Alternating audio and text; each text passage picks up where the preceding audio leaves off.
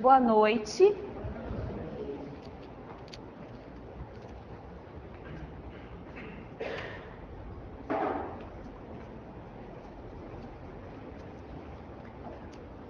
As coisas não foram feitas para serem amadas, mas sim para serem usadas. Amar, amamos as pessoas. Essa frase eu li hoje, parecendo ser aleatoriamente, assim como a nossa amiga que abriu aleatoriamente a mensagem de hoje, que tem tudo a ver com o capítulo que nós vamos conversar. Esse capítulo é o 16 do Evangelho segundo o Espiritismo, servir a Deus e a Mamon. Mamon aqui refere-se às riquezas, às coisas materiais, ao dinheiro, às coisas que nos prendem ao mundo físico e às vezes não nos deixam dar a devida atenção ao mundo espiritual. Mamon, essa palavra, então, a gente pode substituir aqui por bens materiais. Esse capítulo é um capítulo extenso, ele tem em torno de 15 páginas, quando nós tratamos normalmente de 8, 9 páginas. Ele tem 7 tópicos, e depois nas instruções dos espíritos, são 3 instruções dos espíritos, divididas em alguns espíritos conversando conosco. Então é um assunto bem extenso. Esse primeiro tópico, salvação dos ricos, diz o seguinte: nenhum servo pode servir a 2 senhores, porque ou há de aborrecer um e amar ao outro, ou há de entregar-se a um e não fazer caso do outro. Vós não podeis servir a Deus e as riquezas. Se queres ser perfeito, vai, vende o que tens e dá aos pobres, e terás um tesouro no céu. Depois vem e segue-me. Mais fácil passar um camelo pelo fundo de uma agulha do que entrar um rico no reino dos céus. Quando a gente fala essas palavras, elas estão entre aspas porque foram palavras ditas por Jesus na época em que ele esteve encarnado na Terra como missão. E quando ele fala aqui nesse segundo tópico, se quer ser perfeito, vende tudo o que tem. Ele estava dizendo isso a uma pessoa que na época o procurou e era muito apegada às coisas materiais. Então ele disse, para que você passe essa jornada comigo, que Jesus já sabia que era curta, né? Quando ele começou a pregar, até o dia em que ele foi crucificado, foram um pouco mais de 3 anos. Então essa jornada, essa busca por passar adiante a lei de amor, que foi o que ele nos trouxe e nos deixou como legado, ele precisava de pessoas que o acompanhassem integralmente, de todo o coração. Por isso ele disse isso. Mais tarde, no nosso Evangelho, aqui neste capítulo, nós vamos ver sobre esse assunto. Se nós devemos agir assim ou não, largar tudo que temos de bem material e somente seguir Jesus. Nós vamos falar sobre esse assunto. Tenho certeza que isso nos deixa algumas dúvidas. E quando nós falamos mais fácil passar um camelo pelo fundo de uma agulha do que entrar um rico no reino dos céus, quando a gente fala a palavra camelo, esse vocábulo, nos faz pensar logo num animal, né? O camelo que a gente conhece. Mas como nós estamos falando de traduções e traduções e de uma língua muito antiga, camelo referia-se a uma linha. Então era mais fácil que a gente pegasse uma agulha e tentasse colocar a linha passando pelo buraquinho da agulha do que um rico entrar pelo reino dos céus. Camelo aqui não quer dizer o animal. Por que é tão difícil que um rico entre no reino dos céus? Nós também vamos conversar sobre isso. Difícil, não impossível, né? Guardai-vos da avareza.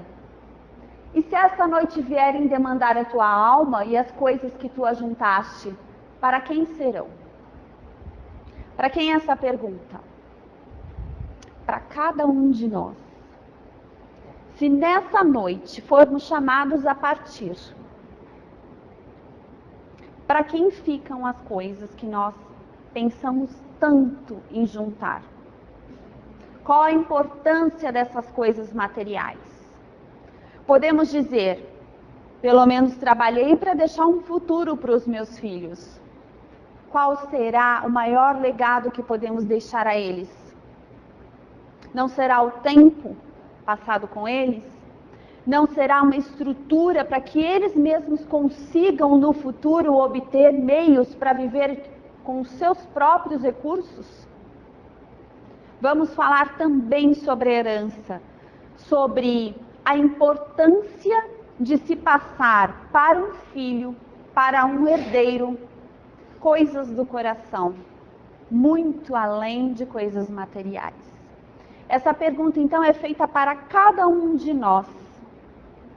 Dói um pouco, porque se a gente pensar que nesse momento podemos ser chamados a partir, o que deixamos aqui será de quem? Quem já ouviu falar sobre brigas e discussões depois que alguém morre, que alguém desencarna? Né?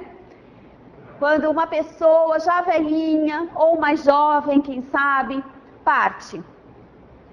Aí unem-se filhos, aparecem herdeiros de todo lado, que às vezes por muitos e muitos anos não vieram visitar aquele velhinho doente, aquele pai, aquela mãe. E aí começam as brigas. Não é assim? Não que não devamos deixar bens para os nossos herdeiros. Vamos falar mais profundamente mais para frente sobre isso. Mas que pensemos a nos preocupar que o tempo que doamos para os filhos, a atenção que damos a eles, os conselhos, os bons exemplos, esses sim são legados importantes. Muito mais do que 5, 6 casas, 3 negócios, vários carros, muitas joias, que isso não vai fazer realmente a diferença para o seu aperfeiçoamento moral e espiritual. Zaqueu. Jesus em casa de Zaqueu. O início desse nosso capítulo conta muitas parábolas ou muitas passagens de Jesus, em formato de histórias. E uma delas é a visita na casa de Zaqueu. Zaqueu era um homem rico, publicano. Jesus escolhe sua casa para hospedar-se. Zaqueu decide dar aos pobres metade dos seus bens e pagar em quádruplo aquele que defraudou. Quando Jesus escolhe a casa de Zaqueu para hospedar-se, ele é criticado, mais uma vez, pelos poderosos da época. Perguntam a ele, justamente você, Jesus, que tanto fala que o bem espiritual é mais importante do que o bem material, foi hospedar-se justamente na casa de Zaqueu, que era um publicano, um homem culto, era isso que se referia.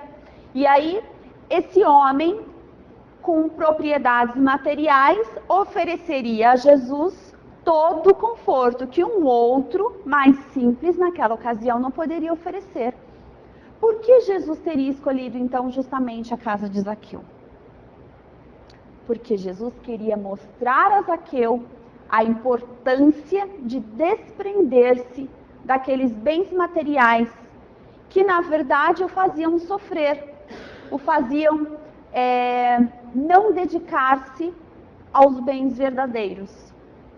Quando Zaqueu recebe Jesus e ele passa momentos com Jesus, ele começa a repensar no verdadeiro valor das coisas. E pensando nisso, ele resolve se desfazer de tudo que ele enxerga naquele momento que era supérfluo, que não era necessário para a sua sobrevivência. E ele também constata que durante a sua vida, muito do que ele havia juntado tinha sido fraudando pessoas de bem. Então ele resolve pagar a dívida, pagar o prejuízo que ele causou àquelas pessoas, em quádruplo. não somente o prejuízo na conta básica. Isso demonstra que o verdadeiro objetivo que Jesus tinha, estando com ele naquela casa, não era atrás do conforto que Zaqueu poderia dar-lhe, e sim mostrar a Zaqueu, fazer com que ele se transformasse moralmente, e isso transformasse a vida de uma porção de pessoas com aquele exemplo bonito de Zaqueu. Mais uma parábola no início desse nosso capítulo 16. Parábola do mal rico. Havia um homem rico que se banqueteava. Então, noites e noites, aquela mesa farta, posta, e um mendigo. O mendigo que ficava à sua porta pedindo que lhe sobrassem migalhas, se fossem, para que ele pudesse não morrer de fome. Nem isso o homem rico lhe dava. Aquele banquete, que não era necessário, porque era somente ele que vivia ali naquele lugar, era jogado fora e desperdiçado. Toda aquela comida para o lixo. Para o mendigo, nada. Nem as migalhas. O mendigo chamava-se Lázaro, era ferido e ficava na porta desejando comer as migalhas que caíam da mesa do rico. Os dois morrem. Para onde vai o mendigo? Para onde vai o rico? O mendigo foi levado pelos anjos e o rico para o inferno. Lembrando que nós aprendemos que o inferno não existe, que o céu não existe e que o anjo não significa aquele ser de cabelinhos encaracolados, loirinhos, que foi feito por Deus para ser anjo. Nós estamos nos referindo aqui a uma parábola. Nós estávamos conversando naquela época com espíritos muito mais ignorantes, muito mais simples do que somos nós hoje. Então hoje nós já somos capazes de compreender que quando se fala anjos, são espíritos benfeitores. Estava indo o mendigo junto daqueles que lhe eram seus, que lhe eram parecidos com ele. Haviam sofrido e tinham se transformado para o bem. E quando a gente se refere aqui ao inferno, nós estamos falando de uma situação astral, não de uma localização, mas de um sentimento que se tinha naquele momento do remorso, quando deixamos o nosso corpo carnal. Pede então o rico que envie Lázaro para que molhe a ponta do dedo e lhe dê água. Essa sensação da sede, nós também sabemos ser um simbolismo. Porque quando nós desencarnamos, estamos livres de todas as necessidades materiais. Mas ficam as sensações, a sensação da dor que vai passando aos poucos, a sensação do frio, da fome, que os espíritos desencarnados, ainda muito presos ao mundo material, descrevem que sentem. Então o mal rico estava sentindo sede. Ele lembra de quem?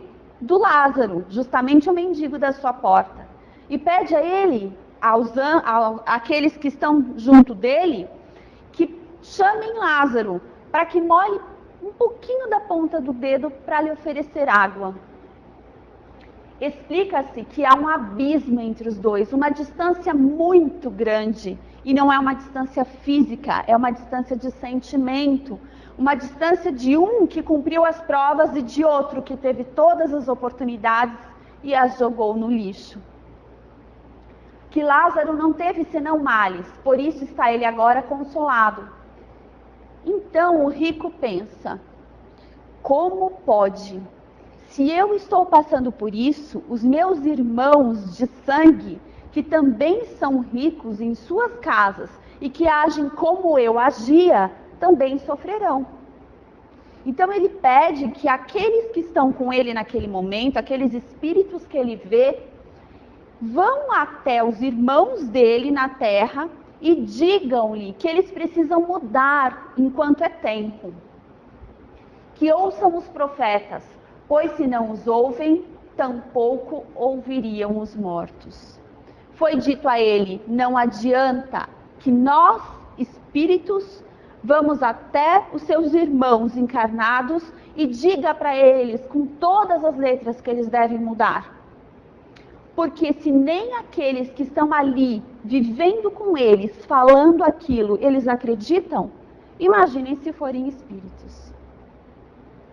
Quantos de nós até hoje, às vezes temos um sentimento, uma intuição, aquela vozinha, né, que parece o grilo falante do Pinóquio, da consciência, nos falando ao ouvido, mais claro do que aquilo impossível. E assim mesmo, às vezes escolhemos outro caminho.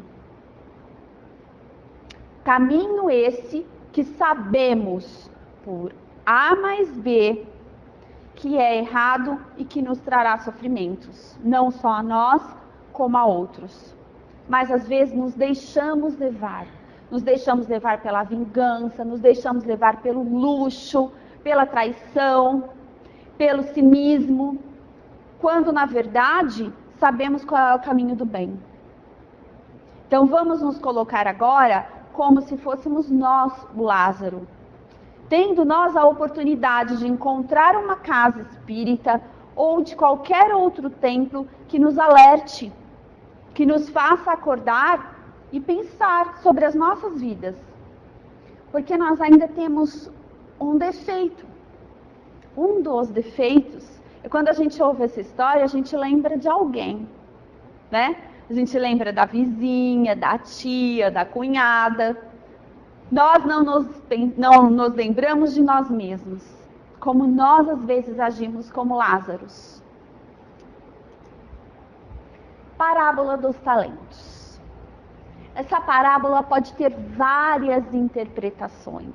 Vamos aqui falar melhor sobre uma delas. Havia um senhor que tinha uma propriedade e ele resolve chamar 3 de seus empregados e dar a cada um uma quantia para guardar. Aqui podemos achar que é quantia, aqui podemos pensar em sementes, fiquem à vontade. Cada um desses 3 empregados fez alguma coisa diferente com essa quantia que o chefe, o patrono, o proprietário deu a ele. O primeiro recebeu 5 talentos. Alguns dizem que talentos poderia ser chamado de moedas, referia-se a moedas. Que ao retornar o dono lhe devolveu 10. Então o que fez esse primeiro empregado? Fez dar frutos, né? Ele dobrou aquilo que ele recebeu. Ele investiu, ele fez para o bem. O dono ficou satisfeito. Ao segundo, deu 2 talentos. Por que deu 2 só? Certamente porque esse proprietário não confiava muito nessa outra pessoa. Então, lhe deu só 2. E lhe devolveu 4. Ficou satisfeito. Ao terceiro, deu apenas 1. Que o escondeu num buraco e lhe devolveu o mesmo 1. E então, quando esse proprietário voltou, ele disse o seguinte para esse que só lhe devolveu 1. Você que ganhou pouco, vai ter menos ainda. Não gostei do que você fez. Você não soube aplicar o talento que eu lhe dei. O terceiro foi chamado de mau e preguiçoso. Agora vamos pensar, o que será que a parábola dos talentos tem a ver com o nosso assunto? Não servir a Deus e a Mamon. Mamon representando os bens materiais. Se nós interpretarmos no pé da letra, significa que quando recebermos moedas, devemos multiplicá-las, acima de tudo. Mas vamos pegar uma outra interpretação dessa parábola. Vamos entender aqui talentos por bênçãos. Vamos entender que Deus, nosso Pai, nos deu possibilidades de trabalhar para o próximo. Nos deu capacidades e habilidades para fazer o bem, para fazer frutificar o bem na minha vida e na vida do outro. Vamos imaginar que esse retorno do proprietário é o momento em que nós vamos desencarnar. Se Deus nos deu 5 oportunidades diferentes de fazer o bem durante a vida, ou se Ele nos deu 5 bênçãos que nós poderíamos ter desenvolvido para o bem, fazendo bem para o outro, para o outro, para o outro, capacidades de trabalho, habilidades, quem sabe? E nós chegamos lá e falamos, olha, as 5 que o Senhor me deu, eu transformei em 10. Ou as 2 que o Senhor me deu, transformei em 4. Agora, se voltarmos com o mesmo, significa que nós não passamos adiante. Nós só pensamos em nós mesmos. Por medo, nós guardamos a nossa habilidade, a nossa capacidade lá no fundo do buraco, ficamos só em casa, quietinhos, para não nos arriscarmos. Ou às vezes até com preguiça, sem passar adiante o bem que nós trouxemos de bagagem quando encarnamos. É isso que significa a parábola dos talentos. Como eu disse, existem várias interpretações, mas eu acho que essa se encaixa aqui, na nossa capacidade de frutificar para o bem. Porque nós estamos falando não só de bens materiais, nós estamos falando também daqueles bens espirituais que trazemos conosco quando encarnamos. Então fica assim a parábola dos talentos. Agora vamos tirar algumas dúvidas que nós falamos lá no começo do nosso capítulo. Por que será que é mais fácil um camelo representando a linha entrar na agulha do que um rico passar lá no reino dos céus? Por que será? Utilidade providencial da fortuna.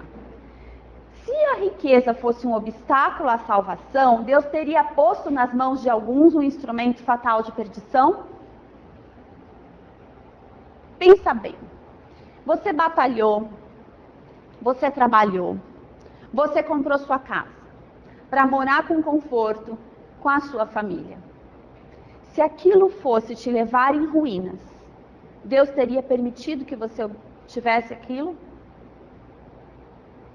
Aquele carro que você comprou, se fosse para o teu mal, teria te dado aquele carro? Teria te dado possibilidade de consegui-lo? Não.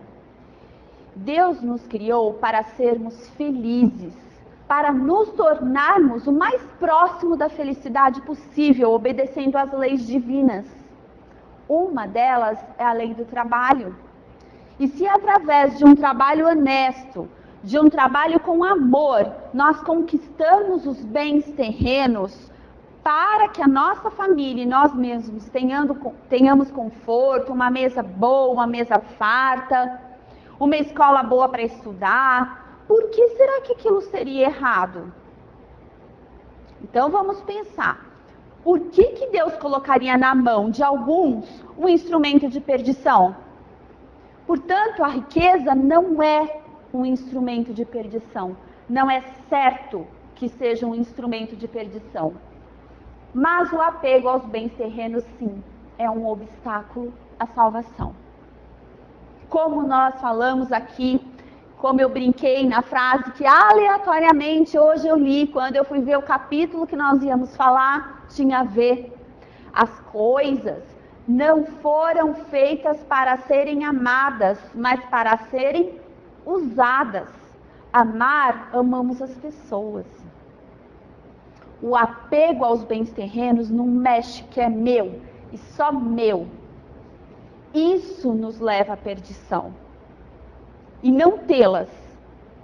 Quando deixamos que os outros usufruam, quando emprestamos, quando vimos aquilo não com orgulho, mas com humildade. Se a fortuna fosse abolida, vamos imaginar, socialismo, comunismo, ninguém mais tem nada, tudo pertence ao Estado. Vamos chegar lá em casa e a casa não é mais nossa. O carro que a gente deixou ali na rua, a bicicleta, a moto, o sapato para quem veio a pé, não é mais nosso. A fortuna foi abolida a partir de agora. Teríamos condenado o trabalho também, porque é através do trabalho que se pode proporcionar. Então, tudo que você fez, tudo que você trabalhou hoje, que você passou o seu dia trabalhando, aguentando o chefe difícil, o colega de trabalho, o cliente chato, a rotina. Quantos aqui nem almoçaram direito porque não tiveram tempo? Né? Ainda estão com fome, vieram direto para cá. Quer dizer, o teu trabalho que te fez crescer, que te faz virar uma pessoa melhor, uma pessoa digna, isso não adiantou de nada, porque nem os seus sapatos são seus. Percebe que isso não tem sentido. A fortuna, a riqueza, o bem material é seu, porque foi conquistado merecidamente através do trabalho. Se nós não tivéssemos nada a partir de hoje, ninguém tem nada, a riqueza não existe. Consequência, retorno à vida selvagem, contrário à lei do progresso. Você vai para onde saindo daqui, andando descalço? Para uma caverna? Vamos montar uma barraquinha ali na região dos lagos e viver ali? Sem trabalhar? Porque que adianta? Vou trabalhar amanhã e eu não posso comprar uma casinha? Foi tirado de mim? Eu vou comer o quê? Vou comer o que me derem. Porque se eu for trabalhar para comprar, chega lá, nem isso eu posso. Então, através do trabalho, nós juntamos riquezas e que elas sirvam a nós, e não nós ficarmos escravos delas. Para alimentar toda a população do globo, deve-se aumentar a produção. Qual é a estimativa? Como se vai aumentar a população do globo? Né? Quantas pessoas tem? Se a gente fizer a estimativa, isso vai dobrar em um século ou menos. Então, como é que fica? Se a gente precisa que as relações entre os povos, que aqueles povos refugiados, que vêm lá daqueles lugares onde estão tendo guerras, aquele pai com aquela criança, aquela mãe com aquela criança que passou sufoco, atravessando as águas bravas num barquinho, com fome, esperança de uma vida melhor. E aquele país mais desenvolvido pode proporcionar um trabalho, um emprego. Não há necessidade que tenha essa situação melhor para que as pessoas possam viver melhor, possam também desenvolver o seu lado espiritual. Com fome, alguém consegue pensar direito? Com frio? Sem ter condições mínimas de saúde? Quem vai conseguir desenvolver o espírito? Ninguém. Quem vai conseguir fazer uma pesquisa científica para melhorar a saúde, investir na medicina, fazer descobertas sobre o mundo? Ninguém consegue. Destruir obstáculos naturais que separam esses povos, tornar mais rápidas as comunicações, tudo isso precisa de recursos. E esses recursos são riquezas, são bens materiais.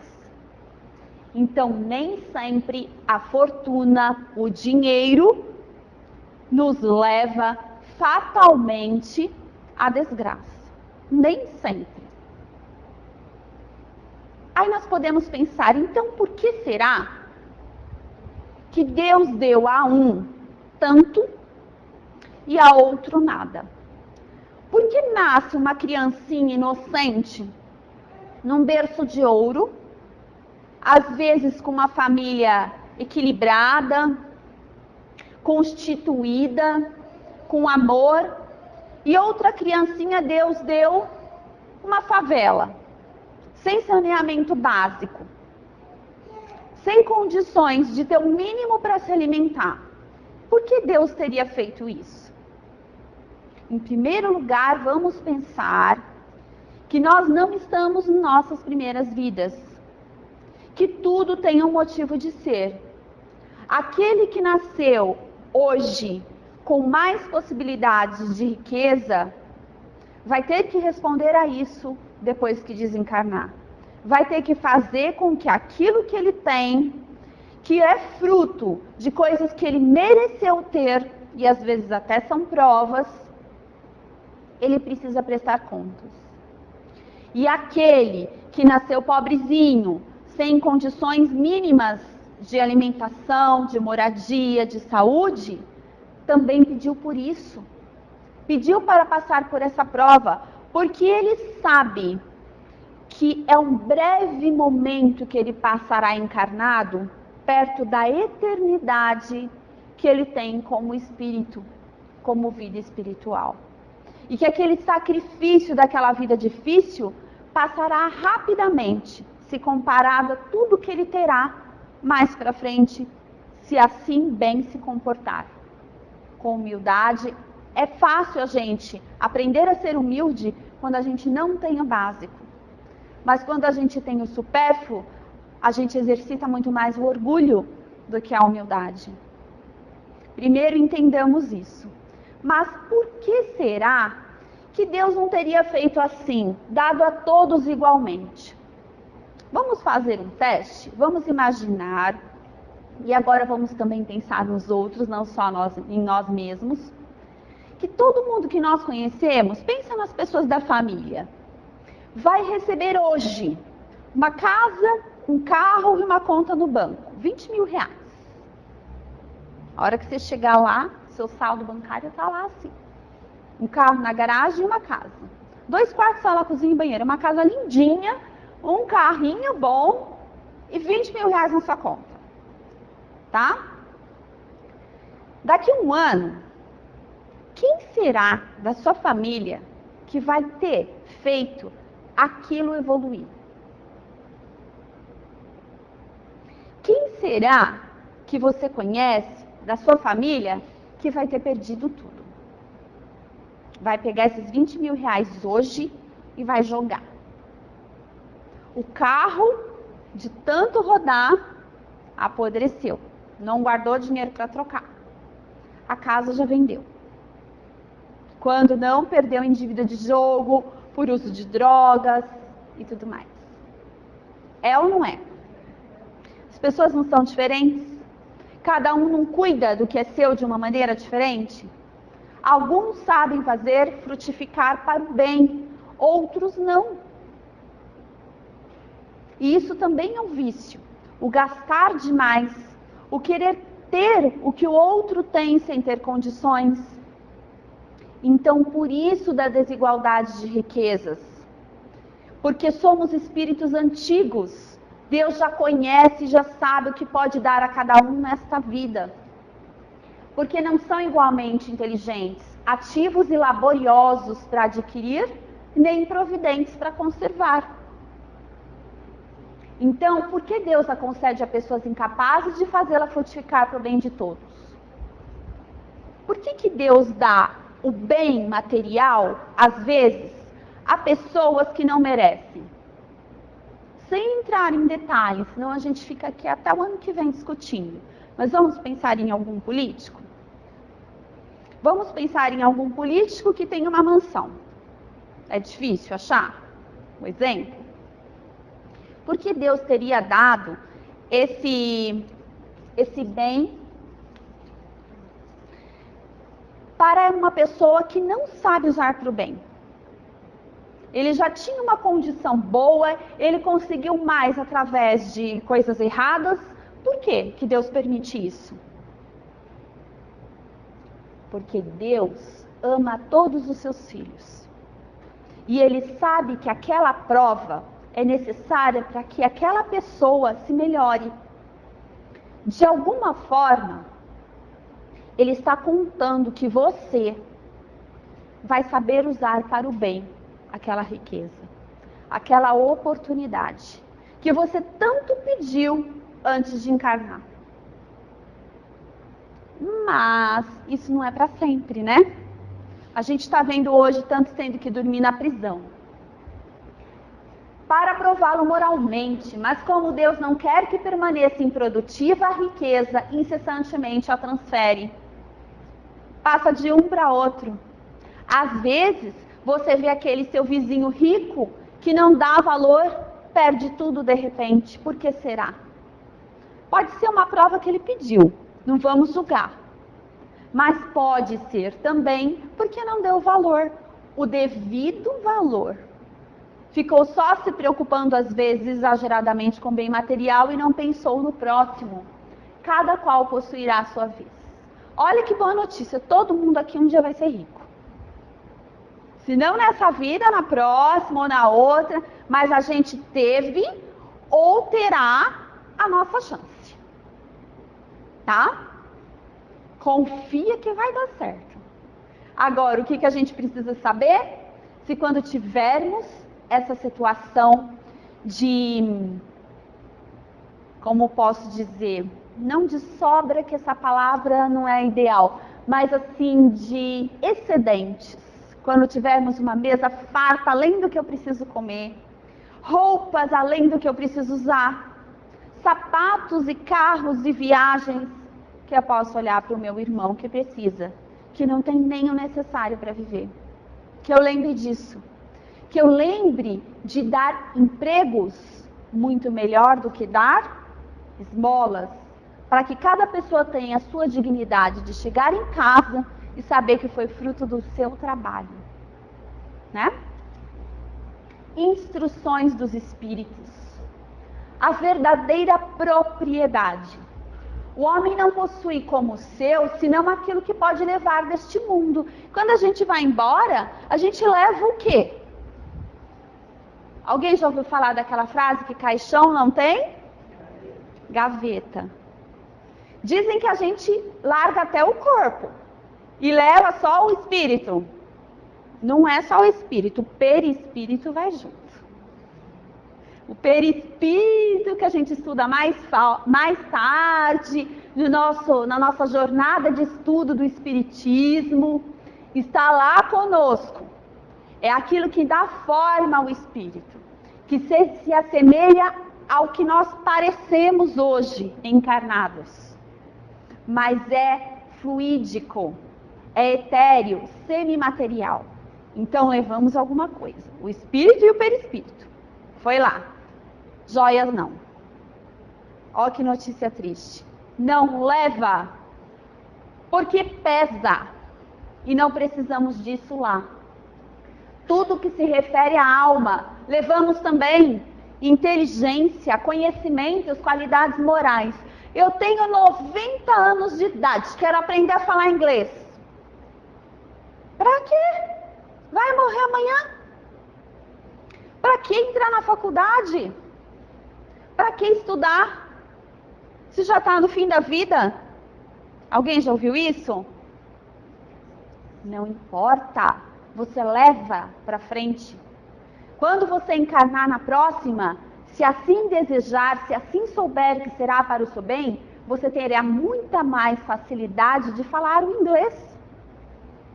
Ou de lembrar-se daquelas coisas que você precisa se lembrar, que você aprendeu nos últimos minutos da sua vida.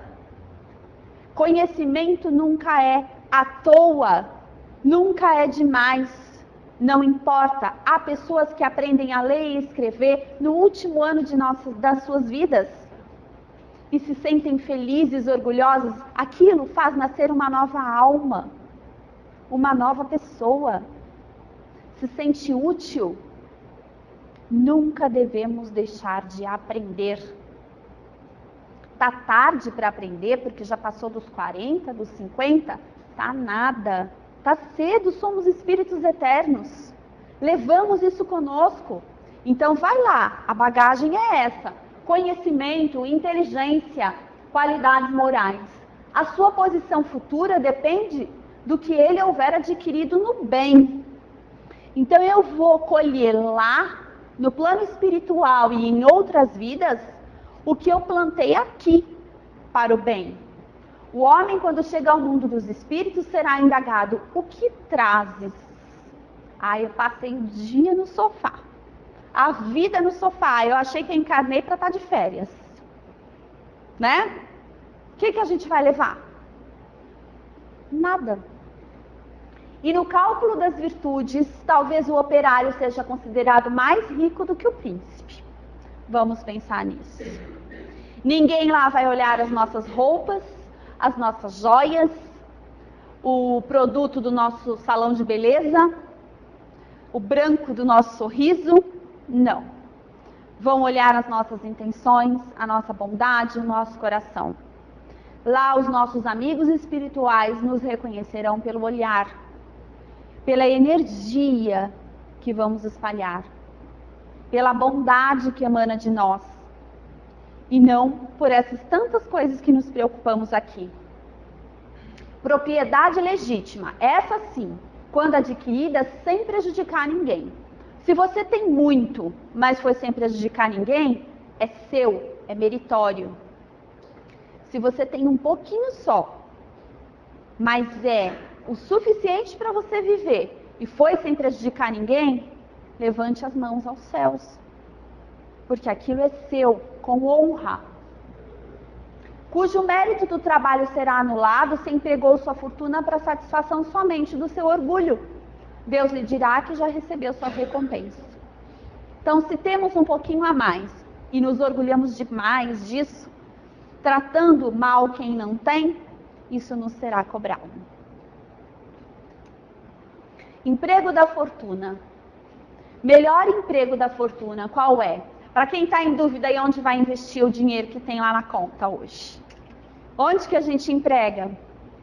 Caridade plena de amor, que socorre a desgraça sem humilhar. Proporcionar trabalhos, pois aquele que ganhou o seu próprio pão está sempre mais satisfeito, revertendo em salário a esmola, sempre que possível. Se eu puder, se bater na minha porta alguém lá pedindo um prato de comida, e eu perceber que ele tem condições físicas de limpar a grama do jardim, posso até dar o prato de comida antes, porque a fome não deixa às vezes a gente poder trabalhar em paz. Mas posso dizer, eu preciso de um serviço. Você tem tempo? Tenho. Quando ele terminar o serviço e você pagar com o dinheiro, para que ele compre de repente mais alimento, inclusive para os seus que estão lá em casa, ele terá uma sensação de crescimento espiritual muito maior. Agora não se preocupe, que pode ser que o reconhecimento não venha dele. Mas nunca foi entre ele e você. Sempre foi entre você e Deus. Não precisa fazer o bem e colocar no outdoor, doei 500 cestas básicas, né? Faça em silêncio.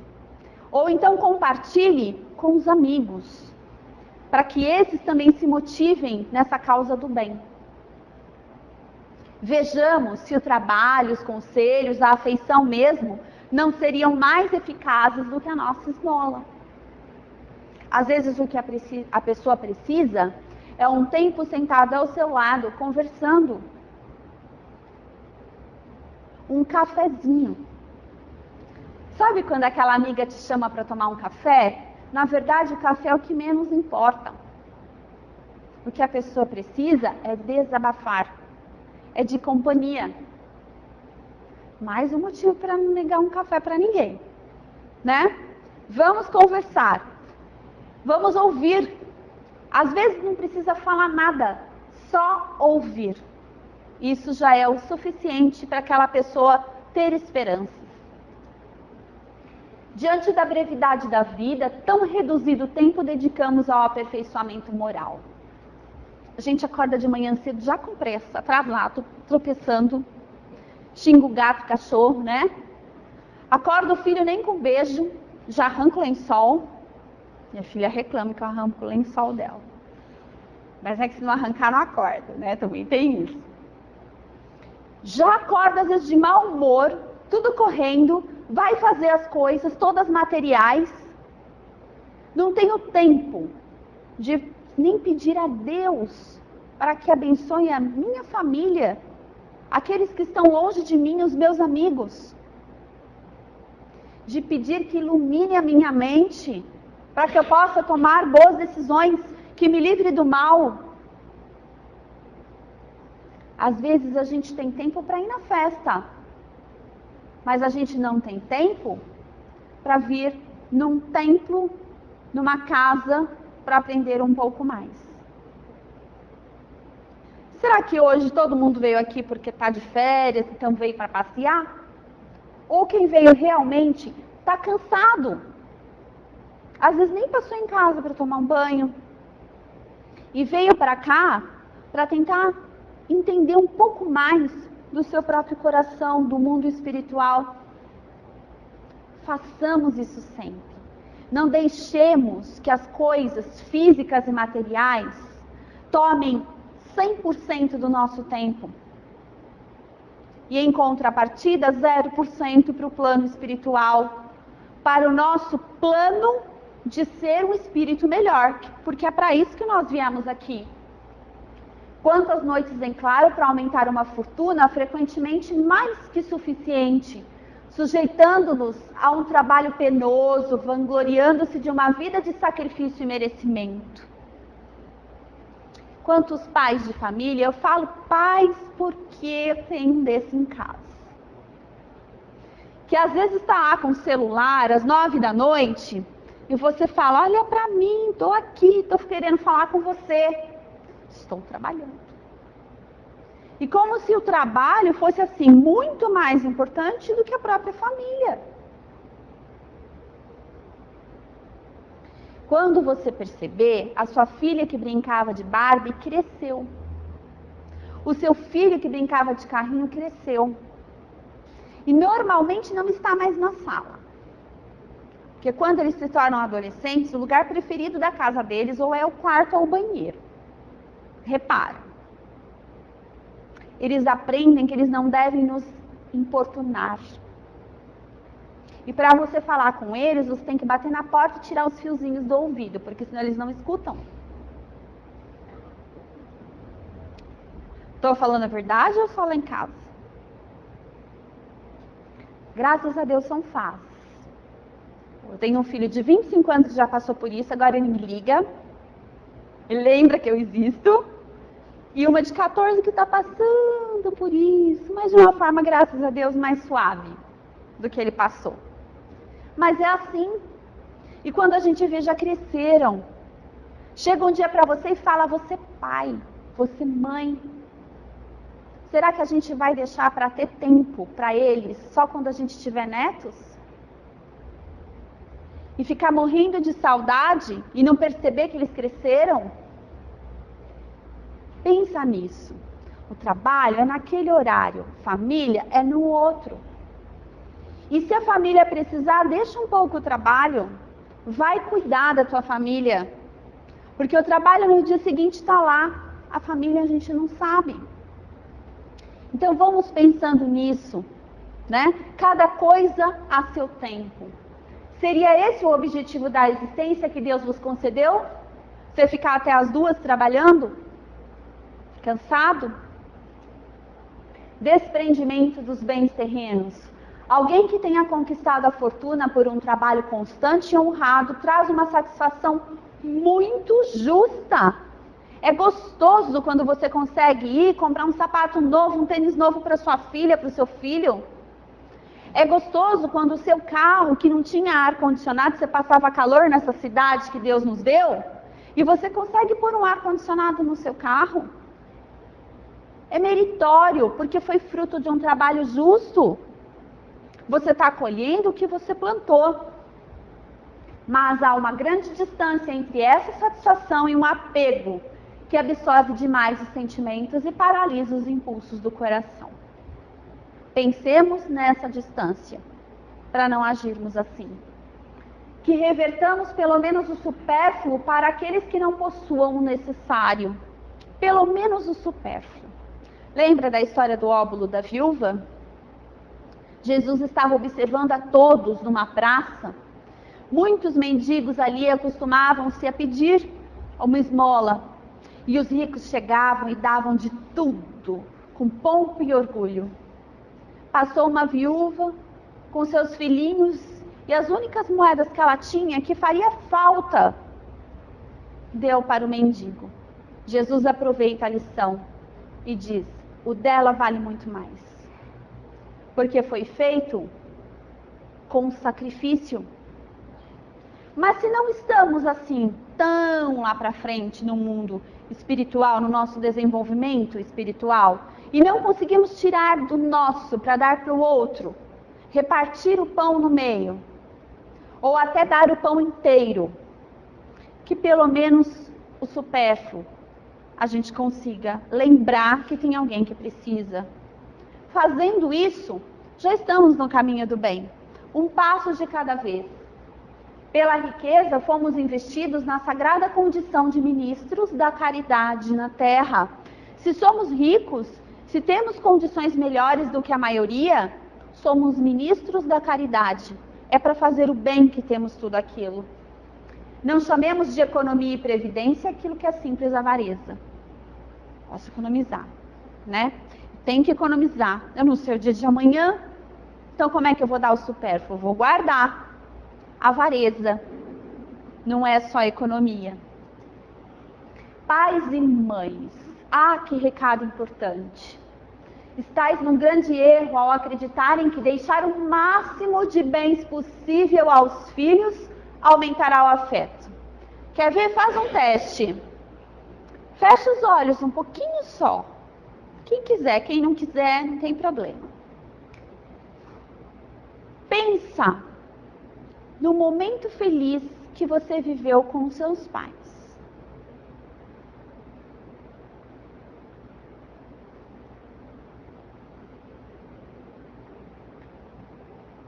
Pode abrir os olhos. Custou caro o momento? Ou provavelmente nem dinheiro teve envolvido? Quando você sente saudade de algo que você viveu com seus pais, você lembrou do quê? Do amor que eles te deram em algum momento? Do afeto? Do pastel que você foi comer na feira? Que custou pouquinho? De uma brincadeira? De um tempo doado para você? De uma lição de vida? Ou você se lembrou de quando ele foi no shopping e comprou um tênis caro? Pensa nisso. O que nós estamos fazendo para os nossos filhos? Afeto eles terão conosco se nós doarmos tempo, amor, dedicação. Não se nós cobrirmos de presentes. Não adianta nada ter passado a Páscoa e você ter dado 3 ovos de Páscoa lindos, maravilhosos, pagou R$100 em cada um, mas não deu o tempo, não deu o amor, não almoçou junto. E eu não estou falando só porque é Páscoa, mas eu estou dizendo por ser um final de semana, um domingo, um dia junto com ele. Se não pôde almoçar, viver um momento bom, foi mais gratificante, com certeza, do que os presentes caros que a gente já deu. Quando ensinamos a ser egoístas para com os outros, ensinamos a ser conosco também. Porque a gente não sabe lá na frente se nós precisaremos deles. Aquela expressão que diz que uma mãe cuida de 10 filhos, 10 filhos não tem tempo para cuidar de uma mãe. Ficam brigando, hoje é com você, hoje é com você. O que nós estamos ensinando para os nossos filhos? A ter paciência conosco? A gostar da nossa presença? Tudo depende de nós também, né? Só que quando a gente fica velhinho, às vezes a gente fica chato. Às vezes. Porque eu digo que tem pessoas idosas muito, 1000 vezes melhores do que muitos jovens petulantes por aí. Mas pode ser que nós tenhamos a sorte de ser um desses idosos chatos. Sabe por que eu estou falando chato? Porque pode ter alguma doença, pode ter um mal de Alzheimer, que a gente não lembra. Não é fácil lidar com essas doenças da velhice. Precisamos fazer com que os nossos filhos nos amem o suficiente para nos aguentarmos até nesses momentos difíceis. O que estamos mostrando para eles? A sermos egoístas, a serem egoístas ou a serem caridosos? É assim que nós teremos um dia, não a solidão. Se for do nosso mérito, O Senhor não ordena que atiremos fora o que possuímos. Sabe aquela história que Jesus falou? Olha, largue todos os bens terrenos e venha comigo. Lembra? Ele disse isso naquela ocasião porque aquela pessoa precisava abdicar dos bens terrenos para partir naquela jornada, naquela missão. Mas e nós? Se a gente chegar lá e doar tudo que a gente tem, nós vamos viver do quê? Nós vamos ser mais um peso para a sociedade. Em vez da gente conseguir ajudar o próximo, nós é que precisaremos de ajuda. Nós é que vamos bater lá na casa de alguém pedindo esmola. Então não é isso que devemos fazer. Se tornarmos mendigos voluntários, nos transformaríamos numa carga para a sociedade. Então devemos seguir trabalhando e dando o valor ideal para aquilo que temos, quanto a bens materiais. O princípio segundo o qual o homem é apenas o depositário da fortuna, de que Deus lhe permite gozar durante a vida, tira-lhe o direito de transmiti-lo aos descendentes? Essa pergunta quer dizer, então eu não devo deixar nada para os meus filhos? Faço lá um testamento, se a lei brasileira permitisse, né? Porque a lei brasileira permite que a gente doe 50%. Isso que acontece nas novelas, vou dizer, você não existe aqui no Brasil, né? 50% eu posso tirar dos filhos, 50% tem que ir para os filhos. Ou para o herdeiro necessário, que seria o cônjuge, que seriam os pais. 50% eu faço o que eu quero. Mas eu preciso fazer isso? Eu posso dar um jeito de acabar com tudo enquanto eu estou vivo, para que não fique nada para os meus filhos, porque eles têm que começar do zero assim como eu? Será isso?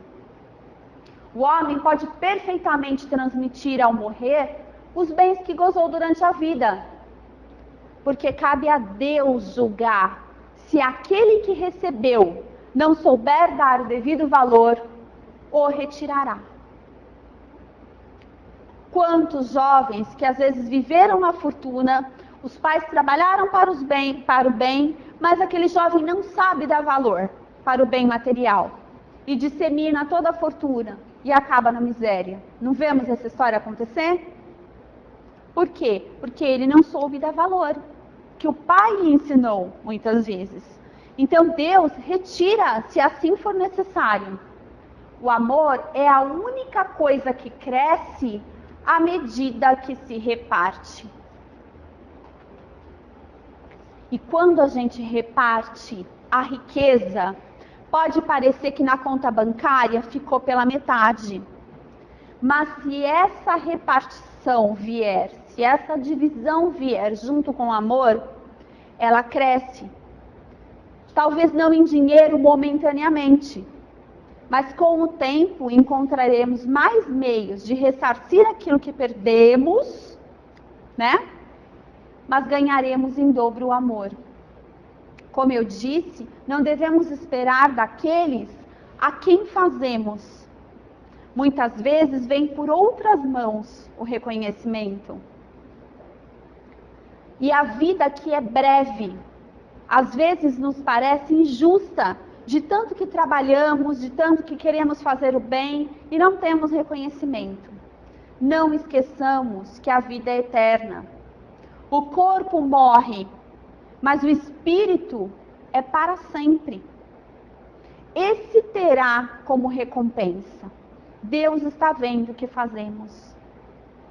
E um dia, todos nós nos reencontraremos, espero que em breve, em situações muito melhores no plano espiritual, felizes do trabalho que fizemos aqui enquanto encarnados. Muito obrigada por essa oportunidade, por mais essa noite de paciência comigo e com as palavras que precisavam ser ditas. E espero que hoje a gente leve conosco para uma noite tranquila, de um sono de repouso, de revigorar as nossas energias, toda essa esperança que o Evangelho segundo o Espiritismo vem nos trazer através desse capítulo. Muito obrigada.